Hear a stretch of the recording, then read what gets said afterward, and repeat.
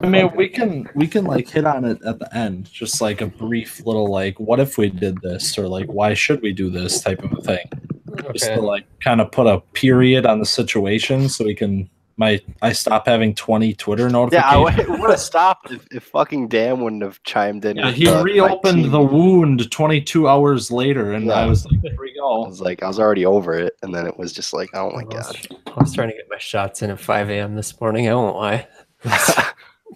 Yeah, I didn't wake up till like 10, and then I just didn't want to deal with it, so I went to class. And So this week was like pretty cool for a few reasons, and I'm really excited Ooh. to talk about it. So should we just fucking get rolling? Because I'm fucking ready. people forget there were games this week. Yeah. It's true. I don't even know what happened. I gotta pull this up.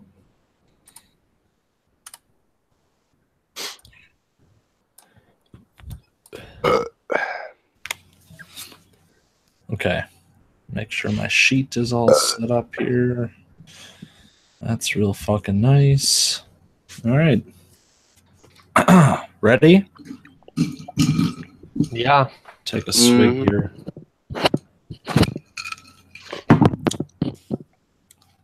Welcome, everybody, to the Week 2 2018 Web.com podcast. How's it going, guys? Sup? Cheers. I'll drink to that. So Brock is maybe working himself into a alcohol-induced coma, so that by the time we hit on his game, he'll be a little numb. But that's besides the point. Please. Let's just get it out of the way. Hey, we each got our week lows out of the way early, though, Brock, so it's okay. Hey, is that my first ever week low? I was thinking about that. Nope, No, but it's close. First one since 2013, I bet. It's real close. That's crazy. We'll talk about that. All right. So I was just saying that we got a lot of things happening here in week 2, and I'm really excited for the stuff that happened to talk about. So let's just jump in. We didn't have Game of the Week poll again because there was a different poll that was kind of important.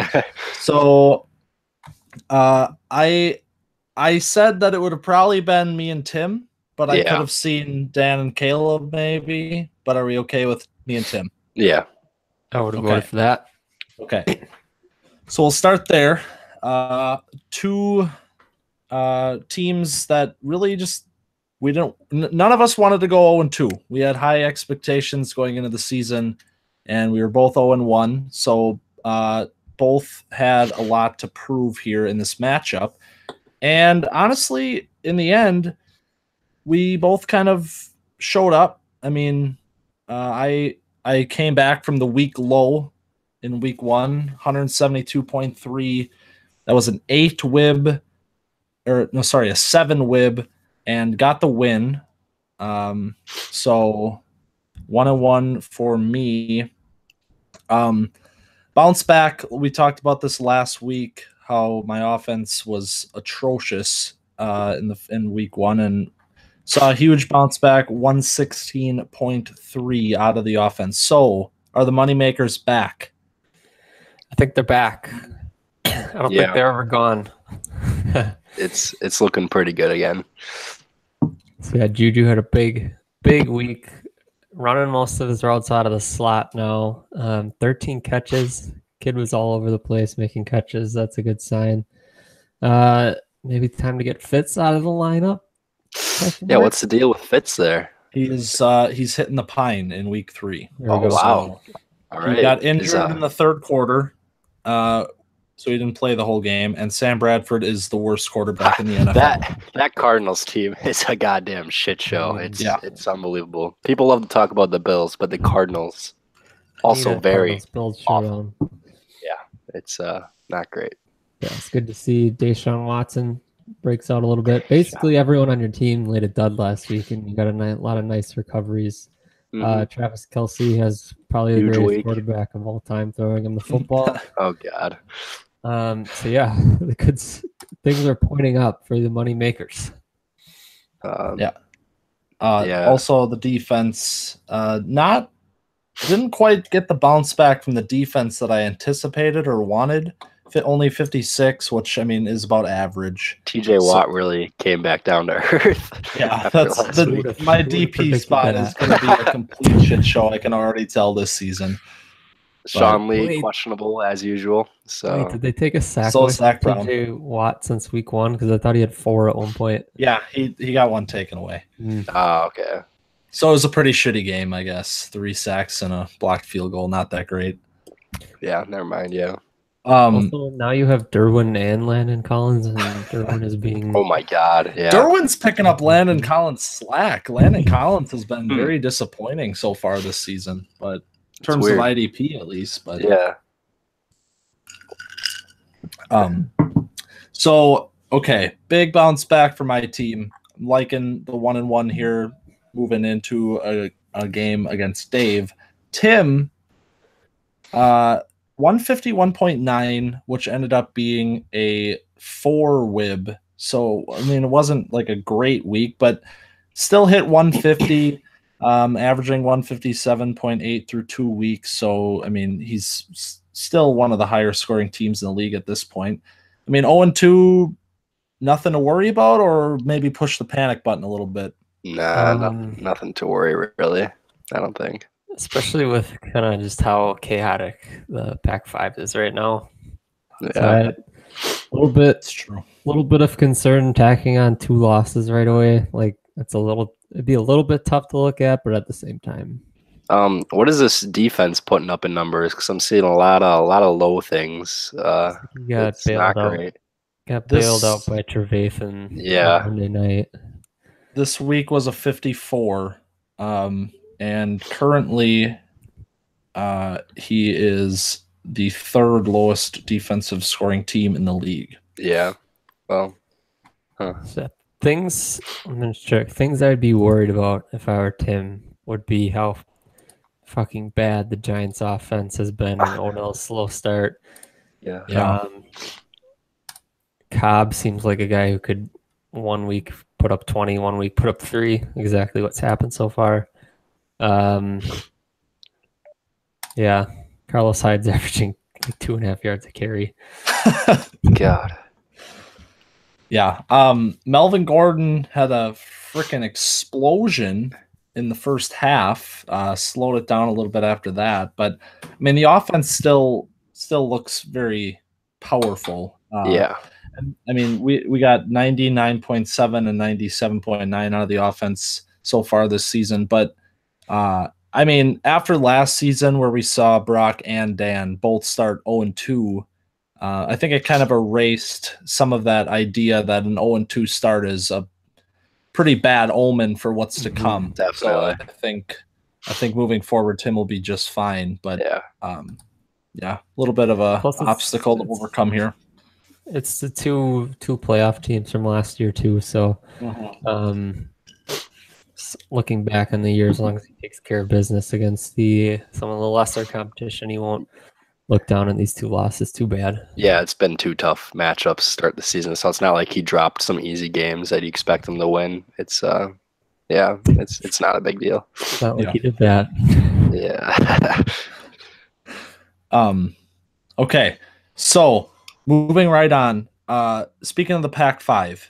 I want to hit on this Dan and Caleb game, and the story in this game is Dan, obviously, because 187.8 is the back-to-back week highs to open the season.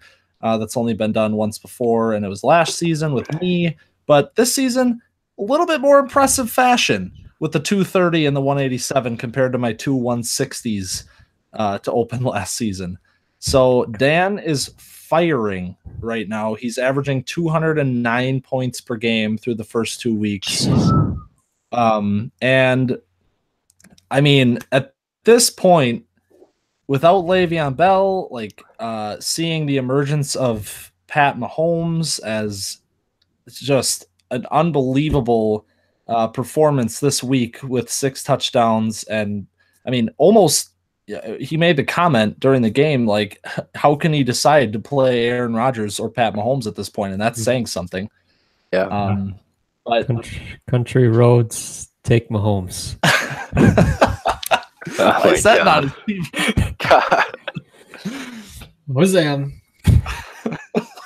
I love it. Sitting on that one all day. That's nice. That's real nice. Also, I had another one.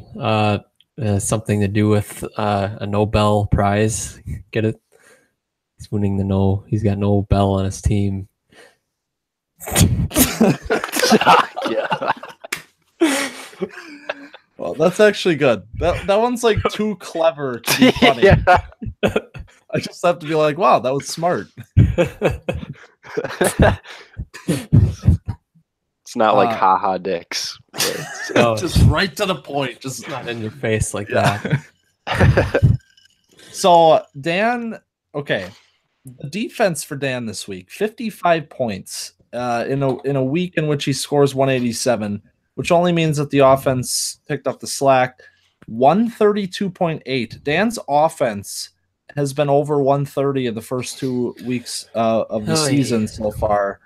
That is, it's very impressive. I don't have a statistic. I didn't actually go back and look, but the last time a team repeated with a 130 offensive performance back to back it's been a while, if it's ever happened before, and I'm not seeing it happening anywhere. So wow, this new influx of talent with Tyreek, Kamara, and Mahomes has Dan's intimidation factor back because I am scared to play him. Yeah, I'm like staring down my week 4, whatever it is, and I'm just like, well, that might be a loss. He's got that kind of like you said, intimidation. Like you're circling the Dan games on the schedule. Like, oh my God. But I mean, you gotta think that just maybe you're gonna see a little bit of a little bit of a decline. Like he's not gonna score 130 points on offense all season, but if he gets Bell back, I mean, yeah, he might.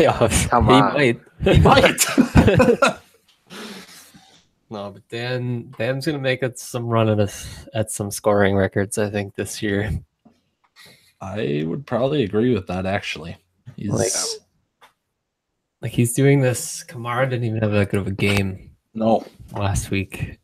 Jordan Howard is still kind of playing below what he could be playing based on the use that he's getting in that offense. So yeah, it's pretty scary. Tyreek didn't have a touch in the first half. Yeah, I think as much as you can say this through 2 weeks, this team looks to be ready for a deep run into the playoffs, and he is not going to be messing around trying to break the curse of the Dan draft. Trademark Fraser Fresh. Kicker curse. Okay.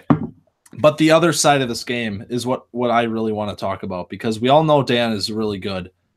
Caleb's team, after all of the stuff that happened last season, and we all know about that, Caleb is coming out in 2018, and he is looking to prove the haters wrong. This is your number 2 scoring team in Webb right now by a margin. 168.4 is over 10 points above the next closest team.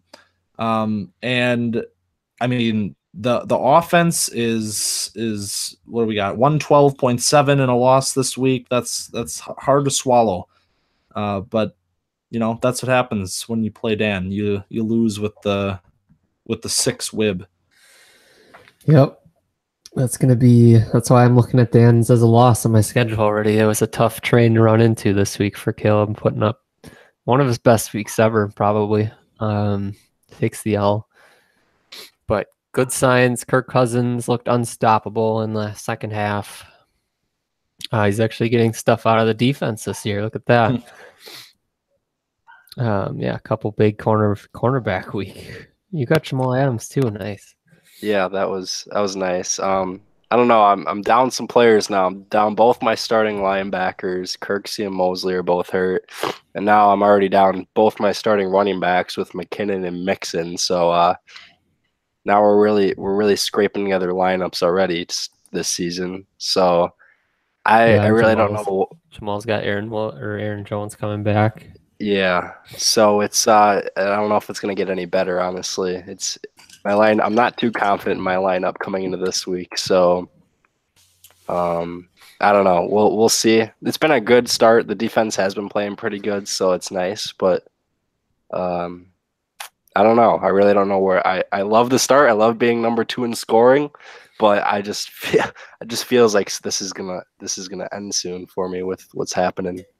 Yeah, and I mean it is a little bit unfortunate that after a start like this, you are still only 1-1. You'd like to see a 2-0 coming out this strong, but I actually like your defense. It has you had the 70 in week 1, 58 this week, pretty average total. The offense has, I mean, you're averaging 104 points through the 2 weeks. So if you can, I mean, I know Mixon's hurt now, but Michael Thomas and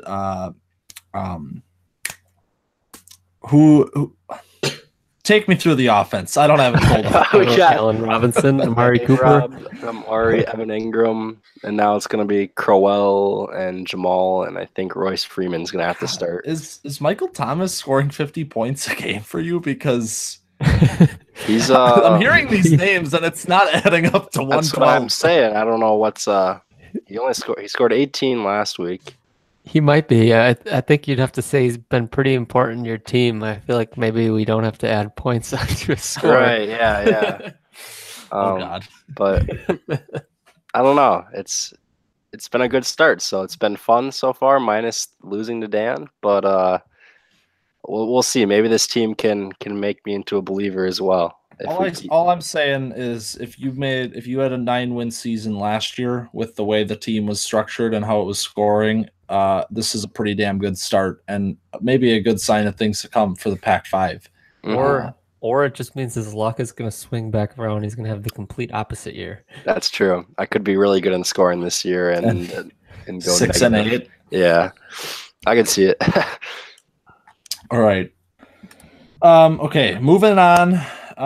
Let's talk about Frazier and Carter. Just because it was a huge upset. Or we could just move on. Yeah, that game happened, but moving on. It happened. Okay, so this happens. Good teams have bad weeks. But this 127 for you, the week low, your second week low of all time, and the first occurrence was in 2015 in a season in which you won 10 games and you had a week low in week 13. If we all can recall, this is when Frazier finished 1-2 to end the year, and there was all of a sudden questions on if this team was gonna make it through. And spiraling out of control. I remember that feeling very well. Yeah, and of course, he did end up losing in round 1 to Dan that season. But besides the point, so you get this out of the way early this time rather than later. Hopefully, this will not repeat or rear its head again. But the amount of 1s, 2s, and 3s I see in my lineup. I didn't realize you were flexing George Kittle this week. That seems weird. My flex spot is just this complete mashup of players this year, and it's going to be whatever. Like there's no right play on a week-to-week basis. It's pretty much just put someone in, hope I get it right. Yeah. Other options were Mike Williams, one of the Seahawks running backs. There's not much to put in there. And honestly, it seemed a lot like the week I had last week. It was almost the exact same thing, where you just weren't seeing the points out of the guys that you should have been seeing points out of. Offense, your offense scored 76, which is, oh my God, I should have looked at this. It's got to be your worst in a couple of years. Okay, so last year, week 5, you had 64. But, yeah, not good there, but it happens. And yeah, it's basically in a week where there's a lot of touchdowns scored. None of them really came to my team. Yeah. Flip side, though, big win for Carter, who is quietly 2-0 to open 2018. Wow. This was a team that we kind of liked last season, but going into this season, we were thinking like, okay, we're going to slow that down. This is probably going to be a bad year. I don't know who said that. But I mean, he got bumped up last week to 162, so he broke the 160 mark in week 1. And obviously this week was a 139.7, not a great total, but you get them how you can. And suddenly Carter's got a nice little 2-win buffer here. Sometimes it takes a team all season to get to 2 wins. That's true. Yeah, I've said from the beginning, the very beginning, whenever that was, that I think this team is up and coming. And they're up and coming right now. One bad thing is they've lost their MVP for a couple weeks with Greg the Leg. Oh, God. That is you should have sold while I could. Massive blow. Should have sold while I could. That's the most impressive part of this win, was a 0 out of Zerline. Yeah, actually. That just goes to show just how much he pounded me in the noon games, because Zerline went out right away and Gurley scored 30 points, and it did not matter. Yeah. It did not matter. But he's getting like Diggs. Diggs, wide receiver 5, Jay Ajayi, RB 5. Like, it's wild. He's got some running back depth. Tevin Coleman, Chris Thompson, Matt Breida. I mean, Philip Lindsay. He's actually like got a lot of dudes here. And I mean, once we get into conference play, obviously it's the 2 matchups with Dan, 2 matchups with Parker. Like this team is, I don't know if it can stand up with those teams. Obviously, it just beat the defending 2-time champion, but given it was an anomaly of a week, but yeah, could make some noise. Could be a team that all of a sudden knocks off a playoff contender like we saw Kelvin do with Parker last season. So I think he could be this year's Caleb. That maybe anything's possible after last season. I swear, it was unprecedented. Okay, so we had another big upset this week. Parker and Josh. Yeah, when I saw this, I didn't realize this was happening, and all of a sudden I wake up and Josh has a win. I was like, "What? Josh? Yes." Yeah. And the weirdest thing about this is Parker is the best non-conference team in Web. Parker destroys the Pac-5. I'm going to take you through Parker's records against Pac-5 opponents. Oh, geez. Against the defending 2-time champion and his brother, Brock, 5-1. Against a team that has had 8 wins or more in the last 3 seasons, Tim, 5-1. Against Dave, 6-1. Caleb, 5-2. Oh, hey, look at me. Hey. Look at we got 2 wins. What's up, guys? Fucking badass. Josh, 4-3. Oh, shit, Josh. This team has Parker's number. And I don't understand why, but it's a real thing. I don't know, but you really love to see it. It's almost backward. That went backwards the whole way down. Are you sure didn't mix those up? That was the complete opposite range of the average Pac-5 standing. Wow, that's actually kind of wild. So yeah, I don't know what it is. Josh just gets really inspired playing Parker. Apparently, and this week was an 8 WIB for Josh, so he didn't limp into this one. He earned this one. So 178.3 from Josh. Darius Leonard, might as well call that guy the X Factor. Yeah. You may indeed. I was looking through this team and I was like, how did this team score 178 points? And all of a sudden I saw a big 26 hang in there. Yeah. Yeah. 80 out of the defense this week. Wow. That'll help. All right. It's a good way to upset people. Yeah. So obviously it's a big win for Josh. 1-1 to open this season. But Parker drops a game here. He could very easily be 0-2 right now, playing Dave and Josh. That's right. Nobody expected this. This was Parker's chance to open up 2-0 with Dan, but he couldn't do it. So Parker's in this weird spot where his wide receivers have started out real hot, which we expected with the Hopkins, Devontae, and Mike Evans. But there is some concern here with the running backs, especially with David Johnson on the Cardinals and Derrick Henry not getting out to quite the start that some people had hoped he would. And yeah, not much depth behind those two either. Tight end too now without Delaney. He's starting Benjamin Watson. Yeah, he did trade for Eifert this week. Probably a little bit of an upgrade over Watson, but not much. What is Eifert doing? Is he hurt now? He's got 4 points in each game so far. All right. Well, so Parker, we kind of said this before the season. Running back was going to be a question mark for him. It was going to depend a lot on what David Johnson did. So far, it's been a slow start, but like you said, the receivers are the best in the league. So he's 1-1, and it's not ideal, but he's still scored 164 points this week. Yeah, in a loss. So, yeah, he's still been putting up pretty good numbers. Not like he's just been. I mean, Josh and Dave both put up good numbers against him as well. So it's not like he's getting right. Yeah.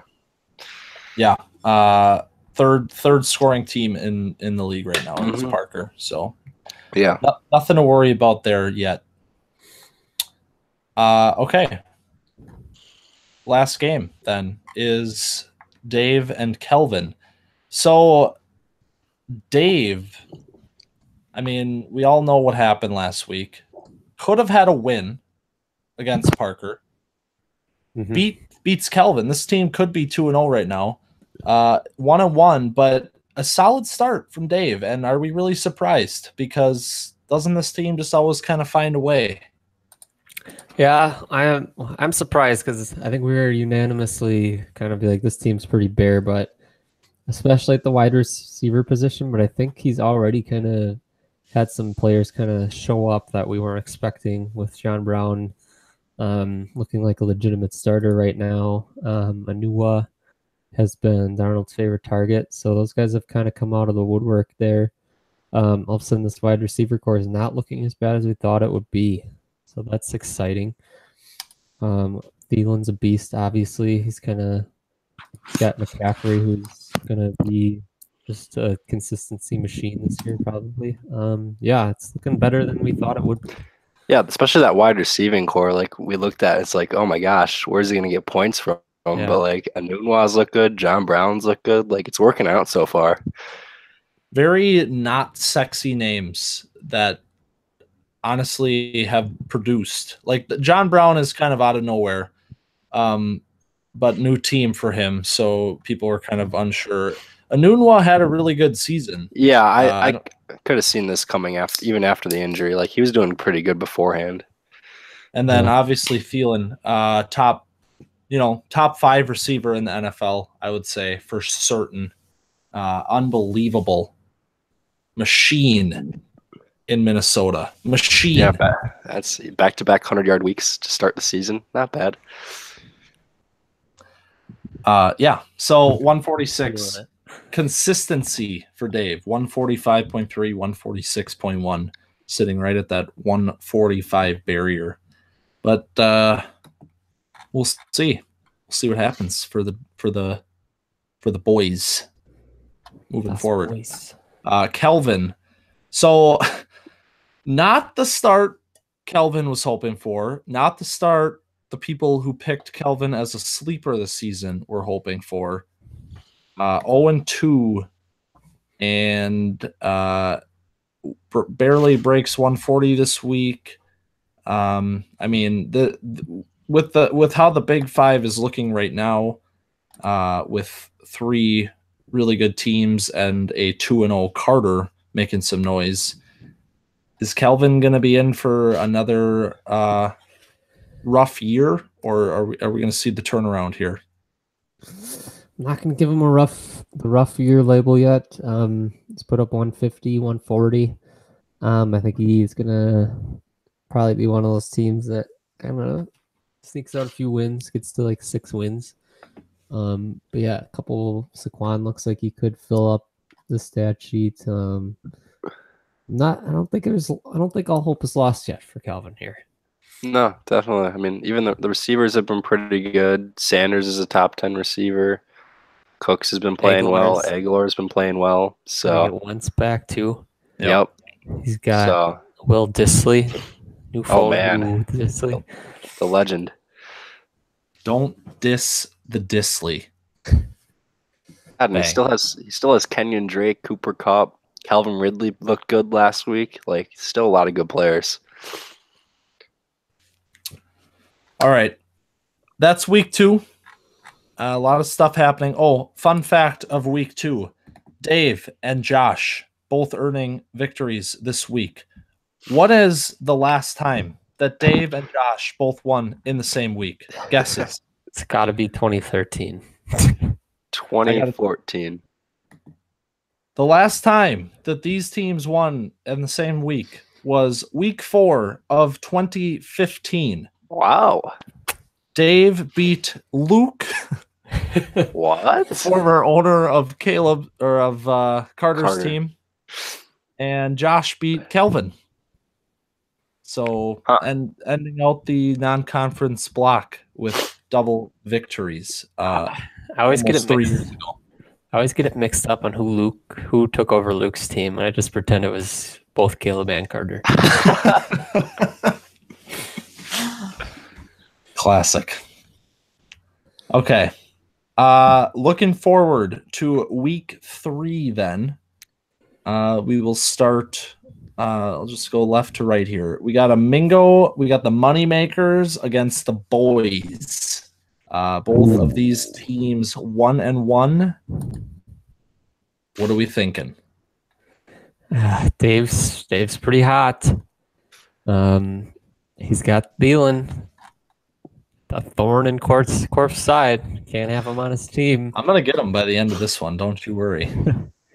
I'm thinking. Yeah, I'm gonna go with Corp here. I'm gonna pick myself. I picked Tim last week, and I turned the karma of my team around by being #humble. Since you're picking yourself, I'm gonna pick against you then, because I think it's gonna get turned on you again. Okay.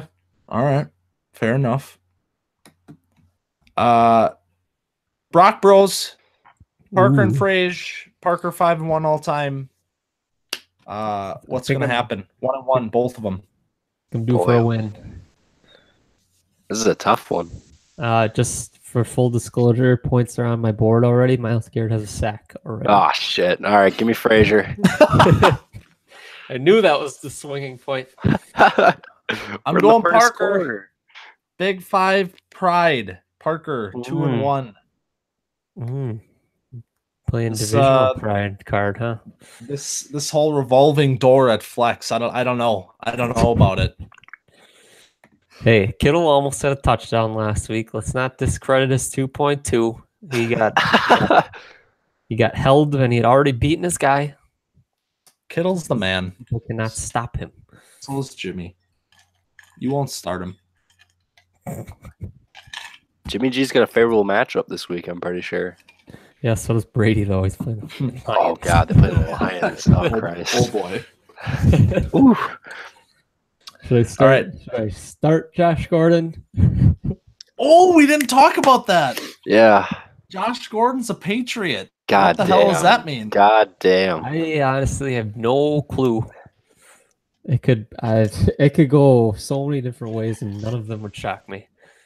I feel like it's been an eternity since a wide receiver going to the Patriots actually mattered. Yeah. Like, they always seem to get the guys that you're like, ooh, this could be really good, and then they just never do anything while they're there. Yeah. Yeah, like Josh Gordon's just general demeanor. I don't know if it's going to mesh well there, but we'll see. If everything goes perfectly, I don't think there could be a better spot for him, but I could also easily see him being like off the team in like 2 weeks. Yeah, it's nothing would surprise me. Nothing. We've seen pretty much everything with him, so maybe this is Randy Moss 2.0. God, 23 touchdowns incoming. Oh, a DW three-peat with a Josh Gordon 20 touchdown season. Good Lord.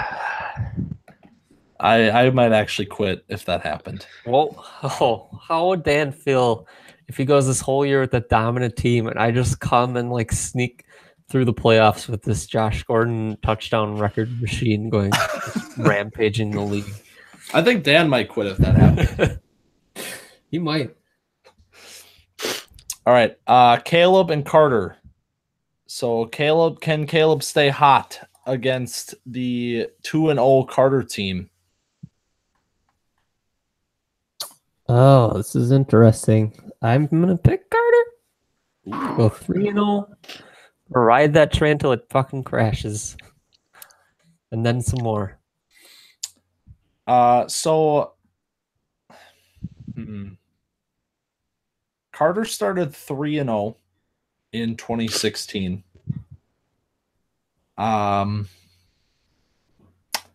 He's not going to do it again. I'm picking Caleb.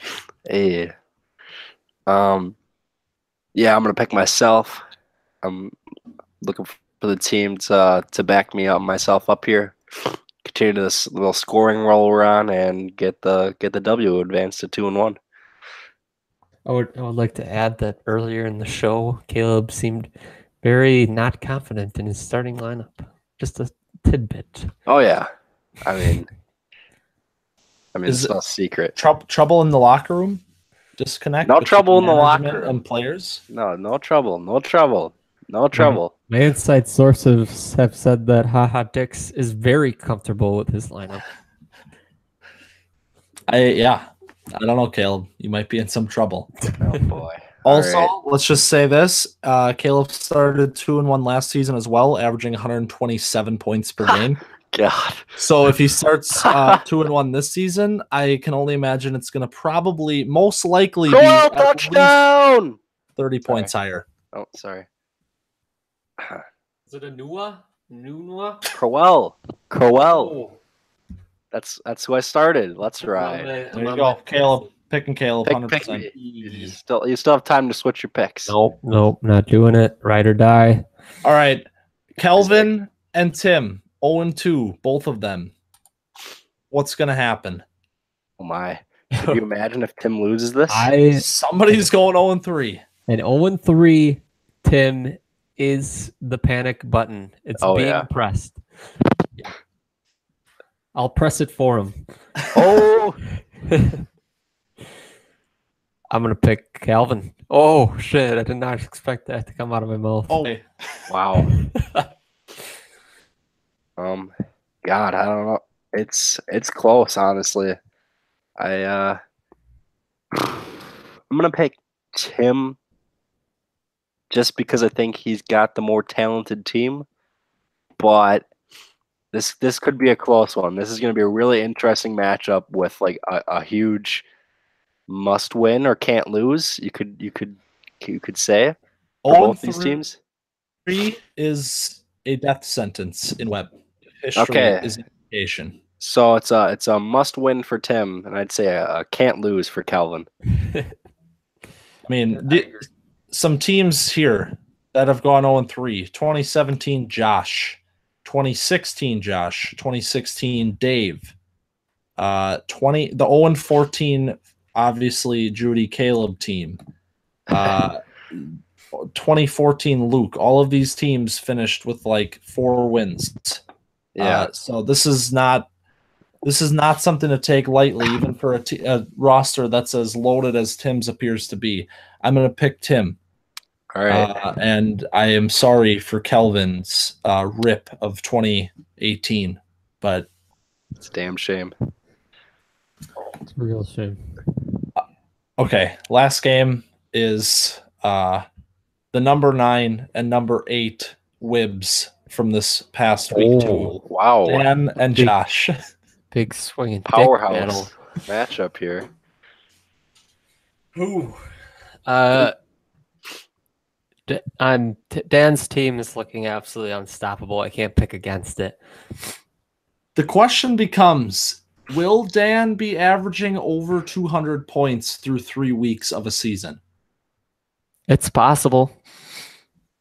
What would he probably like 190 to do it? I'm going to plug it in. Hang on. What? You gotta love this. You gotta love to hear that. I don't even know what you said. Something you want to see? My bet spread? Oh my God. Have you seen my bet spread, Chris? Damn it. Let me hear your Book impression of the best one.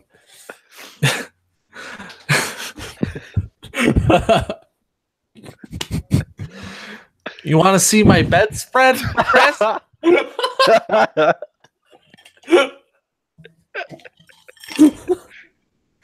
Quality content on the web.com.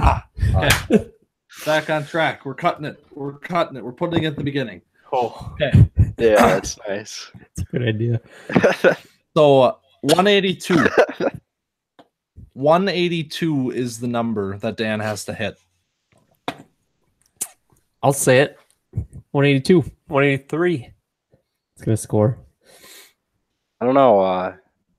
This is Jarvis Landry's got a goose egg right now through a quarter. 4 targets, no catches. Trouble in paradise for Dan here. Is it too early to start jumping on? I'm going to take Josh. What? An upset?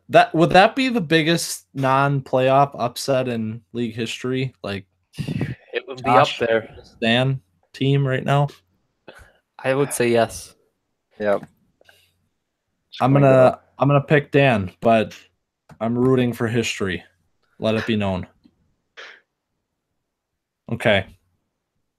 All right. So I wanted to end this week's show with a little bit of a discussion, because if anybody's been following along on the Twitter machine, as Abrac would put it,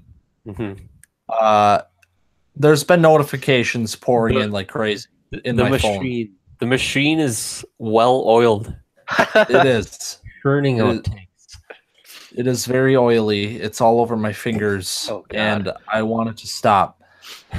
So let's have a short dialogue with the man who has created this controversy, Caleb, about this half PPR discussion that has, for some reason, infiltrated its way into web culture. Caleb, would you like to explain why you have suddenly decided to bring this issue into the forefront? It was actually brought up by someone outside the league. Riley was talking to me about it. Mother effer, he slid into my DMs today, very nonchalantly, like acting super casual about it, just asking me like kind of explain something, and then that turned into him putting on a full-fledged, full force, like, you need to change web to PPR, and I'm just sitting like, you're not even in it. Yeah, he's probably the one that started all this, because I was like, yeah, I kind of agree. But it was like, but he didn't want to get involved because it would be just a lot of yelling and stuff. And honestly, I wish I would have done the same thing because it was a lot of extra work. But I don't know, half-point PPR, it's so nice in our other Dynasty League. It's like there's more players with more value. The receivers there's like more receivers you can play on a week-by-week basis. And when you say this, the more players have more value thing, doesn't that just diminish everyone because there's just more people that you can play? feel like by adding value to more people, it's just overall it's going to end up actually decreasing the value. No, but there's like more startable players. Like you'd have, I don't know, there'd barely be other options outside of like George Kittle for flexing because you'd have a receiver. I'm sick of the George Kittle take. I don't know. I don't mean to. That was not a bad start. No, I'm just picking an example from your team. Let's just remember, for just the sake of this argument, George Kittle had 90 yards in week 1 and was targeted at least 20 times. No, I was just trying to. I don't have a lot week 2 too. Yeah, I don't have a problem with Kittle. I was just picking an example from your team, but quit picking on Kittle. Yeah, well, I'll stop now. I'm Kittle. Here's my thing here. You're saying players, there's more startable players. Okay, so my classic example of this is somebody's gonna pick up Theo Riddick, start him, get 15 points out of Theo Riddick. Do we really need that? Do we really need Theo Riddick to be? Theo Riddick's like a flex option, and he scores like not that. It doesn't score like PPR. He scores that much, but that's what I'm saying. Yeah, I'm saying in half point, he's not scoring quite that. He's just like an option, and it's like, I don't know. I just think it works better in that where it balances out. Where in standard it's more running back heavy. It's still more running back heavy in general in fantasy football. Yeah, you're not gonna fix that. Like, yeah, but you're only starting 2 running backs, so it's like I don't know. My main at 0.5 PPR, just in a vacuum, I don't hate it. Like I'm pretty indifferent to the two, but we've started with this. I think switching to half point PPR, like your first main argument was to make wide receivers more valuable compared to running backs. I just think, and I think this is backed up by Josh's findings, that's just not going to be like, it may have a small impact, but it's going to be very small impact overall. If you look player by player basis, like obviously some are going to increase, but it also hurts some people's values. Like if we start half point PPR tomorrow, Julio Jones decreases in value. Hopkins is no longer the wide receiver 1 of last year. Like there's players that even though they're gaining points, technically they're still losing value because like you got these Jarvis Landrys moving ahead of them. So I think if that's your main goal, I just think it's not going to change it enough to make it worth it to make a switch of something we've been doing for 6 years and piling stats for 6 years. We've all been building our lineups for this for 6 years. I just think to me, it seems unnecessary. Yeah. That's my take. Completely understand that. Like, it was just an idea. I think it runs more smoothly, like the contrast between the running back and receiver. That was just my thoughts, and how some more running backs could be utilized. But and it wouldn't be like you just implement it after. Like it would be like I was thinking. It was just like we get to the year 2023 and we've been in web for a decade, and all of a sudden it's like, well, maybe we could switch it up, add it to half point PPR, abolish the cornerback, and add an edge rusher and convert it to the modern scoring era. I just think that'd be cool to switch it up after, like, not like a huge switch up, but like you're not gonna have to completely convert things. Like like you said, it's only a few players that are like gaining and losing value. It's just the added thing to it. So I don't know. I agree that it doesn't matter. Like the scoring format, either or is okay, but given the fact that we've started, I agree with Brock that there's really no point in changing it. But I will say this about the point on running back versus wide receiver value. I feel like PPR or half PPR or whatever is more, it becomes more of a thing in like a redraft format, because wide receiver values are already boosted based on it being a dynasty format. Yes. So even though they're scoring less, they are valued more because they have longer lifespans. That's true.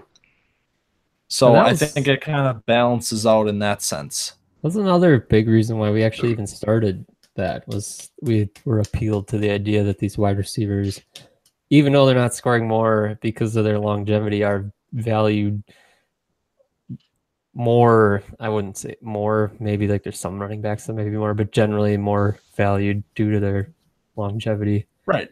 It's like if Todd Gurley is 24 and just has like just entered the NFL, like obviously he's going to have extreme value, but a guy like AJ Green, who's 29 or 28, still has like an immense amount of value because he probably has 5 years, whereas a running back would probably be at the end of their career at this point or close to it. Yeah. Mm-hmm. So I don't know.